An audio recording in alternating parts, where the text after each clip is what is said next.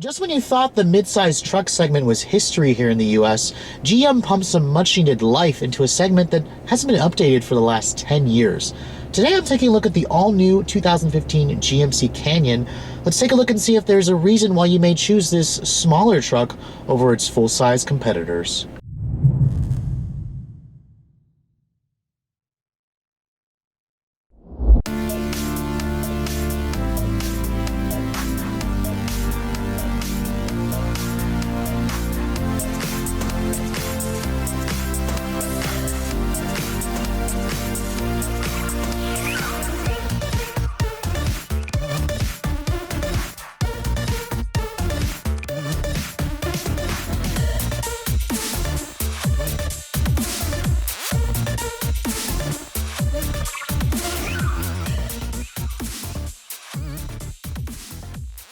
Now, it's been about 3 years since the last American manufacturer put out a mid-sized truck, and 2012 was really the last year for the GMC Canyon, Chevrolet Colorado, and Ford Ranger. Now, fast forward 3 years, I'm sitting in the all-new version of the truck, and Chevy has brought back its twin as well, the Chevrolet Colorado, to put some fire back into a segment that hasn't been changed in the last 10 years. Now, as you guys probably know, in this segment, the smaller mid-sized truck segment, the Toyota Tacoma and Nissan Frontier dominates, and those trucks haven't been updated since 2005. Now, with this all-new GMC Canyon, GM is really hoping that a lot of buyers are still in the market for a truck like this, and personally, I think that there is still a lot of people looking for a smaller truck like this as opposed to the larger full-size competitors. Now, you can see the front of the Canyon version basically looks like a baby GMC Sierra, which is not a bad thing. The Sierra is quite a handsome-looking truck. Compare that to the Colorado, which doesn't really look anything like the Silverado. It goes for an entirely different look on its own. Now, in terms of the cab configurations, the Canyon and Colorado are available in access cab or extended cab like my Tester, and then the full-size crew cab. There is no more regular cab available in this class. The Toyota Tacoma no longer offers one, and the Nissan Frontier no longer offers one. Now, in terms of the bed lengths, you can choose this truck between two different bed lengths. The extended cab will come with a 6-foot 2-inch bed, or the crew cab is available with the short bed, which is 5-foot 2 inches, or 6-foot 2 inches if you go for the longer bed version of the crew cab. Now, the look of this car is purely GMC. You have the big bold grille in the front. The Canyon is sort of the upscale version of the Colorado, so you will have these standard projector headlights with the LED accents on the higher trims. You can basically choose this truck between 4 different trims. There's the base SL, which is a work truck only. There's the base model, and then the SLE, and then the top of the line SLT, like my Tester. Now, coming around the sides, the Canyon looks like a pretty big truck, to be honest. Even though this is a mid-sized truck, it's no way in any form compact in its size. Most of these vehicles will have about 128-inch wheelbase at about 212-inch overall length. That's longer than your average full-size sedan. If you guys go for the crew cab long bed, it's about a foot longer versus the dimensions I told you. So it's really almost the same size as a full-size truck in overall length as the regular cab or access cab configurations. Now, where you're really going to notice the difference is the height. This truck's about 5 inches shorter and about 3 inches narrower versus a full-size truck. So that's what makes it more manageable, easier to drive around town, especially if you live in the big city and you do need a truck, as you know, some people don't always want to have such a big vehicle to pilot around on these crowded city streets like in the DC area where we are. Now, coming around back, it looks like any other traditional truck. The Canyon version has these clear lens taillights as opposed to the red amber taillights on the Colorado, just to give it a more upscale look. Now, personally, I don't necessarily know why you would choose the GMC, but let's go over the features on the interior and see why exactly GM offers 2 different versions of their mid-sized truck. Checking out the cab of this redesigned 2015 GMC Yukon, you can see the interior follows the familiar design theme that GM started a couple years ago. Very nice, high-quality materials, a very professional-looking cabin in terms of the material, in terms of the tech. My SLT Tester comes standard with these leather bucket seats with heated seats. The Colorado isn't actually available with full leather. The most you can get is a leatherette and a cloth two-tone combo. So if you do want the full leather with heated seats, you got to go for the GMC GMC version. Now, in typical truck fashion, my tester has these little chrome step rails that help you get into the vehicle. There is no assist handle right here, so that makes it a little bit more challenging. But nevertheless, getting inside the truck is relatively easy.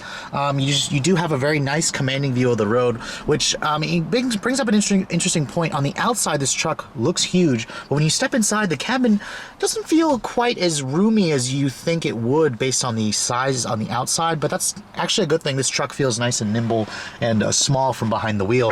Now, shutting the door, it actually has a pretty nice solid thunk, and compared to the interior of the last generation truck, this is just worlds better. So bravo for GM for really elevating the interior materials, especially in this top trim SLT tester that I've got. Now, push button start actually isn't even available on this Canyon, which is kind of a silly omission for me, especially when, you know, they said tech was one of the main things that they really brought to this class, and I'm curious as to why they didn't offer push button start. But nonetheless, here's the key fob for the vehicle. Remote start is included on this SLT trim, and as with automatic climate control, a single zone, so that's one of the reasons why you would choose the SLT. But nevertheless, put the key in the ignition. You can see here the GMC version has its own unique set of red gauges. The Colorado will have the Chevy specific green gauges.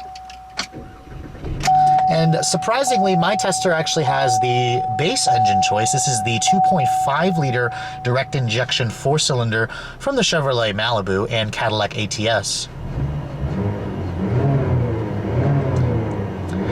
You know, it's a very interesting motor because it doesn't sound like it belongs in a truck. It has a very, very kind of teeny noise to it. But we'll get out on the road and I'll show you guys the test drive later on. You can get this car with a 3.6 liter V6 as well, in addition to the diesel that'll be coming next year. Now, looking at the rest of this cabin, you can see here, again, I'm pretty impressed with this cabin. In terms of, you know, what's available, the competitors in this class, the GMC really has it made with this all-new Canyon. You can see the dashboard is soft touch with this stitching on the dash, which is really, really high quality.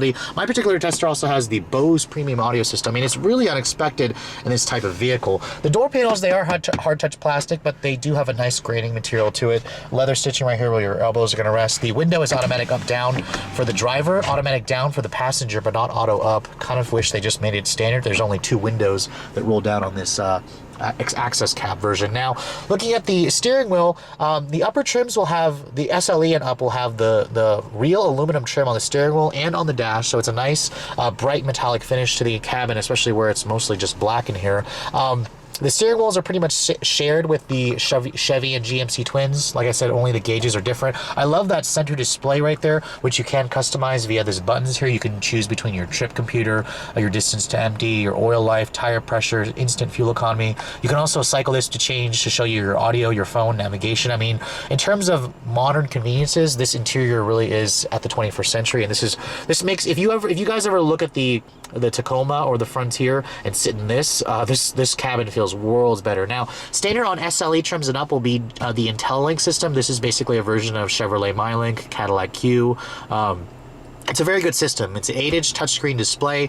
You can see here the overall touch response is not bad. It could be a little bit faster. It doesn't have that little hand sensor that the Cadillac version gives you. GM has to save that for its Cadillac division. You can see here when you hit the home icon here, you have your different menus on what you want to choose: audio, phone, navigation, settings, weather. You have text message, text to voice. You have Pandora. You also have OnStar, where this car has a wireless 4G hotspot that's included on the SLE trim and up. So that's kind of unheard of in a truck like this. And then when you put the vehicle in reverse, you do have a backup camera with distance markers and trajectory. So it's standard on every trim, even the base work truck. So if you guys are trying to buy this for, you know, your company, your small business, even your base models will have the backup camera. Now, looking at the nav system there, the screen is excellent. The graphics are excellent. It's a $500 option for the nav, and I think it's worth every penny. It really elevates this cabin, and it's a much better looking screen than what you're going to find on some of its competitors, especially the crappy nav system that Toyota or Nissan will offer in the Frontier. Now, looking at the rest of the cabin materials here, the knobs, they have a pretty good look to them, a solid feel for me. I really like the fact that you have an audio and a tuning button there. You have your automatic climate control here with big knobs, big buttons. You have more buttons down here, which is the toggle style. You have heated seats right here. You have your lane departure warning. This truck also has the forward collision warning and lane departure warning. So that's a first for its segment, really. So GM is really proud of the fact that they do offer that. Now, looking at the rest of this center stack here, my particular tester has a 6-speed automatic transmission. It does have a manual shift mode here. This is to actually, the release button is actually on the top here. I constantly kept hitting this. This is actually for the manual mode. Your other choice is a 6-speed manual on the base 2-wheel drive models for the 4-cylinder. All the other engines, including the 6, will come standard with that 6-speed automatic. Keep in mind, all of its competitors use a 4 and a 5-speed automatic still, so GM really is on the forefront for technology.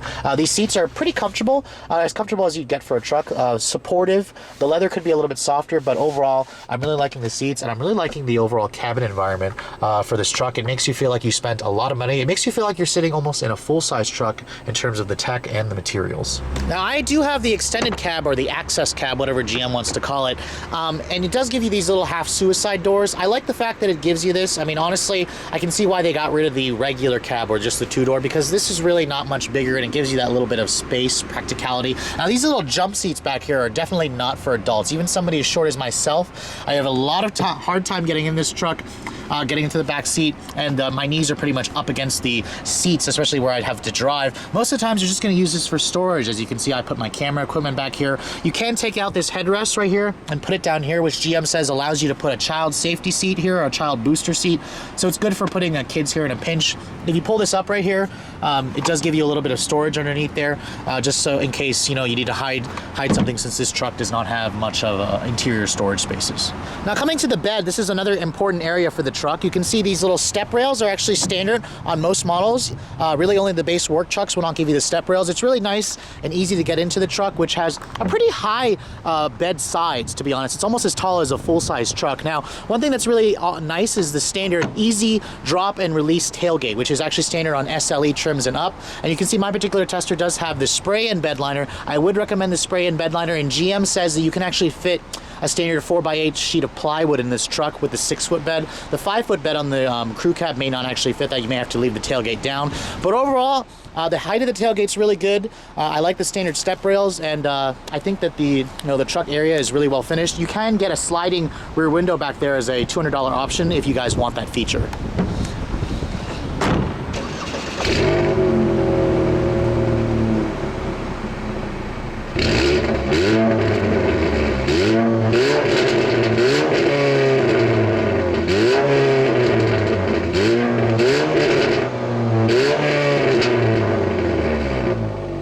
Now, making all that noise under the hood is a rather surprising engine. This is the standard engine, the 2.5 liter double overhead cam, variable valve timing, 4-cylinder with direct injection. It's basically the same engine you're going to find in the base model sedan Cadillac ATS or a Chevrolet Malibu. In this truck, it makes a nice even 200 horsepower and 191 foot-pounds of torque. Now, before you go running thinking that's really underpowered, keep in mind that the Toyota Tacoma and the Nissan Frontier make do with about 40 to 50 less horses, and they weigh about the same. This truck weighs about 3,900 pounds. You pair that with that 6-speed automatic, like my tester, and fuel economy is a rather decent 1925. If you guys want more power, which I know a lot of you are going to want more power, I would recommend the 3.6 liter V6 with direct injection. Also, another corporate GM engine you'll find in some Cadillacs, some Chevys. That engine makes 305 horsepower and 269 foot-pounds of torque, much more appropriate for a truck like this. Now, with the 4-cylinder engine, this truck will tow about 3,500 pounds. It has a 1,200-pound payload capacity in the back. With the 6, it'll tow a maximum of 7,000 pounds. And speaking of the 6, your gas mileage drops to 1724. Both engines use regular gas. You can get this car with either rear-wheel drive, 2-wheel drive, or 4-wheel drive, which has a low-range gearing in an automatic mode. That's another differentiation between the Chevy and the GMC. The GMC has an automatic mode in its 4-wheel drive, while the Chevy does not. Let's get out on the road and see how this 4-cylinder and 6-speed automatic performs, shall we? So, as I said in the beginning of the video, 10 years is a long time to go without making big changes to any vehicle in a segment. So when GM announced that they were introducing redesigned versions of the Canyon in Colorado, I got very excited. First of all, I do like this segment of the truck. I always think a full-size truck is just too big. So let's get on the road and see just how this new Canyon feels and drives, shall we?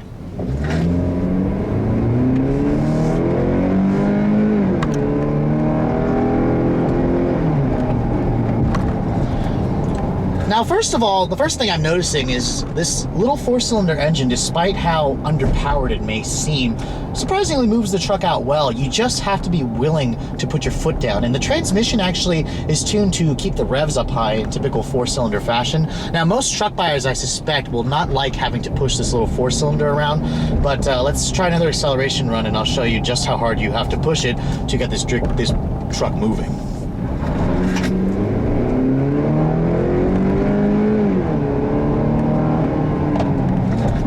Now for me, I like revving out an engine, so I'm perfectly fine with this. Most buyers are probably going to be happier with the V6 option, but as a work truck, this 4-cylinder is not bad. I said it makes 200 horsepower and 191 foot-pounds of torque, which is more ponies than its competitors, and it has a 6-speed automatic versus the 4 speeds of misery that you're going to find in the 2015 Toyota Tacoma. Now keep in mind, there is an all-new Tacoma on the way that'll be out late this year, but until then, we're still going to be talking about the 2015 model. Now, going around town, this truck still feels like a truck. It rides like a truck. It's got a live axle in the back. It's got a real ladder type frame, so this is not a girly or car-based truck like the Honda Ridgeline is. And you know, when you're going around town, you're gonna really, most truck buyers are definitely gonna like the feel that this Canyon gives you. Now, one thing you're also gonna immediately noticing when you're going down these, you know, tight back roads like this truck doesn't really feel that big. It is huge on the outside. I mean, at 212 inches long, like my Tester, this thing is longer than a Mercedes-Benz S-Class.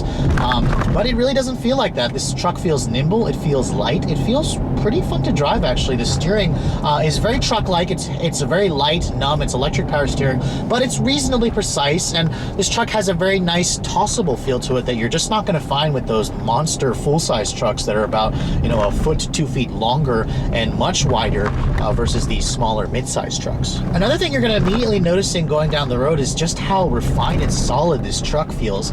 You know, in this class of car, you pretty much expect several things. You expect it to ride awfully unless you have a bunch of crap in the back.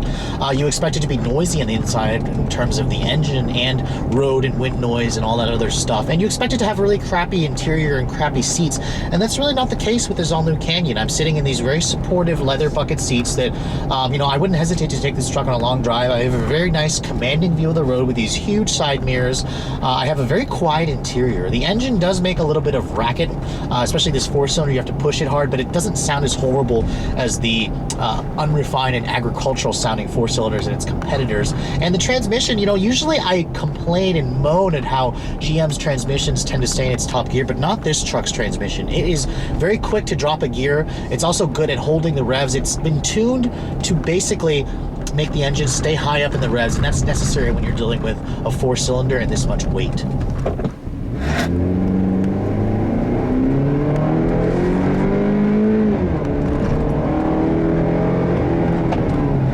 Now, as the base engine with 200 horses, expect this truck to hit 60 close to the 10-second mark. I'd probably say it's about 9.5 seconds. Now, that is a slow time going by the numbers, and trust me, it's going to feel slow unless you're willing to put your foot down. Right there in that little clip, I had the accelerator to the floor, and I basically noticed this truck doesn't have much power, but it's not horrible. And you know, if you're going to just look for a basic work truck, the engine has decent power for most people. I mean, you're not going to buy this thing to go drag racing, but I am going to say that if you're going to tow about 3,500 pounds behind this truck, it's probably going to struggle really badly, and I probably would recommend going for the V6 engine.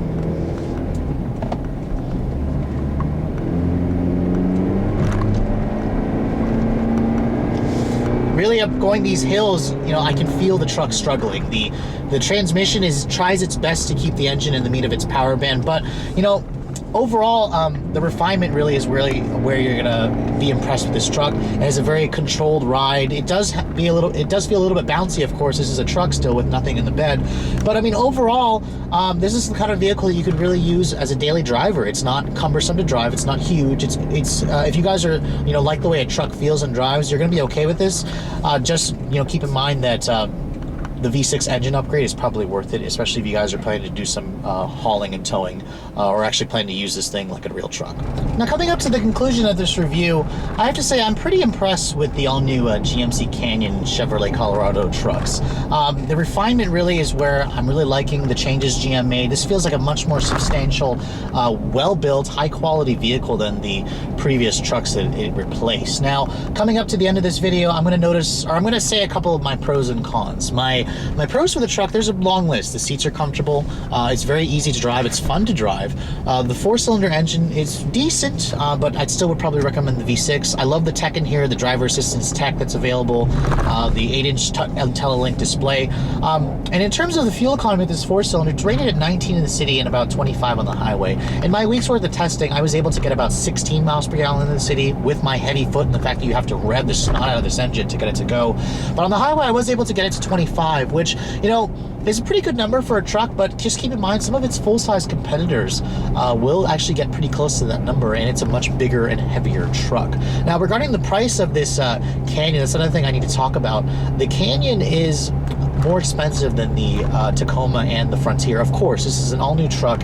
It's only natural that GM would charge more money. And most of the times you would buy a vehicle like this because it was inexpensive. But in terms of the starting price, the base extended cab 2-wheel drive LT model, the work truck model basically, that'll start at about $21,800, which makes it about $900 more than the Chevy version. And you know, at $900 more, the GMC does give you its own unique styling. You can get more features in this truck. Now, if you guys want 4-wheel drive, it's a pretty big jump to go with 4-wheel drive. It's about $5,000 more to go with 4-wheel drive, and GM does not offer the base LT trim with 4-wheel drive, so that's why you have to go up to the upper trims. Now, if you guys are looking to get the crew cab model, it's about $2,500 more for the crew cab. So now it's a pretty big jump in terms of levels, especially if you guys want to get this truck more as a personal truck to make it your daily driver. Now, my particular tester is pretty expensive, especially considering I've got the 4-cylinder model. This one stickers at about $37,400, which is a big chunk of change, especially considering this is still the access cab. If you wanted a fully loaded, you know, crew cab version with a 6-cylinder and all the options, if you wanted to go crazy on the options, this truck will sticker at about $46,000, which is full-size truck market territory, and makes it about $10,000 more than a fully loaded Nissan Frontier and about $5,000 more than a fully loaded Toyota Tacoma. So really, that is sticker shock, and it's about $1,500 more if you want the V6 option. So I would highly recommend the V6 version in my particular tester, which would push it closer to $40,000, which is a big chunk of change, I'll give you that. And one thing that's different that you'll notice, now a lot of the reason why full-size trucks took over in the American market is because manufacturers offer a crap ton of incentives on those vehicles. I mean, an F-150, an old one, a 14,